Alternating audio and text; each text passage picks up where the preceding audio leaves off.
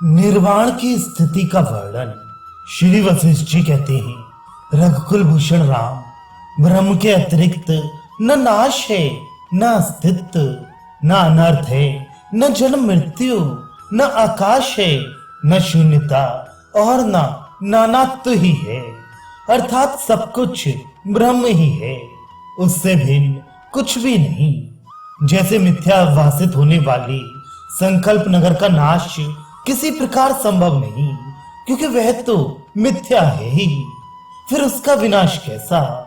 उसी तरह जगत और अहंकार आदि भी असत हैं, अतः उनके लिए नाश शब्द का प्रयोग नहीं होता, क्योंकि असत वस्तु स्वयं ही विद्यमान नहीं रहती।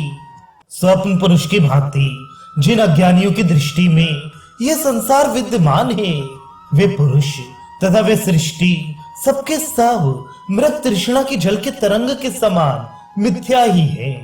यही कारण है कि जो लोग असत पदार्थों को ही सत्य मानते हैं, उनकी उस मान्यता को हम लोग वंध्या पुत्र के वाणी की तरह निर्णयात्मक नहीं समझते।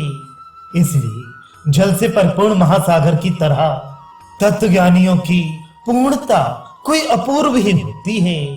वे सदा चिदानंद से परिपूर्ण रहते हैं, क्योंकि वे दृष्टा और दृश्यांश के फेर में नहीं पड़ते।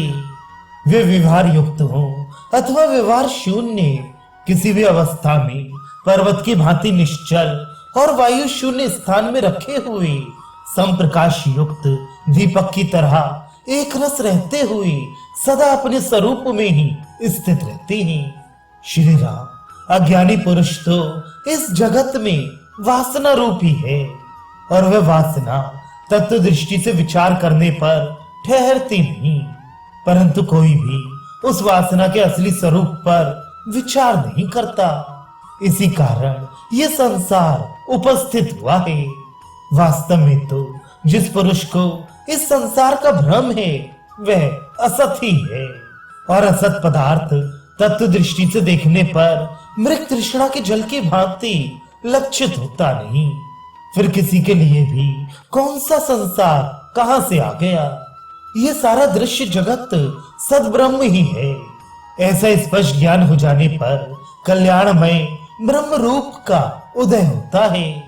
जिसे परम पद में विश्राम प्राप्त हो चुका है, ऐसे समदर्शी तत्वज्ञानी के आचरण में शांत रूपता अथवा राग द्वेष शून्य व्यवहार दोनों पर लक्षित होते हैं, अथवा जो निर्वाण रूप सप्तम भूमिका में पहुंच चुका है, उस ज्ञानी की शांत रूपता ही अवशेष रह जाती है, क्योंकि वह तो वासना रहित मुनि हो जाता है। फिर वह व्यवहार कैसे कर सकता है। परंतु जब तक उस ज्ञानी का निर्वाण सप्तम भूमिका की प्राप्ति सुदृढ़ नहीं हो जाती, तब तक वह राग द्वेष और भय आदि से रहित हो व्यवहार करता है, तथा सप्तम भूमिका में सुदृढ़ रूप से स्थित हुए ज्ञानी का मन शांत हो जाता है।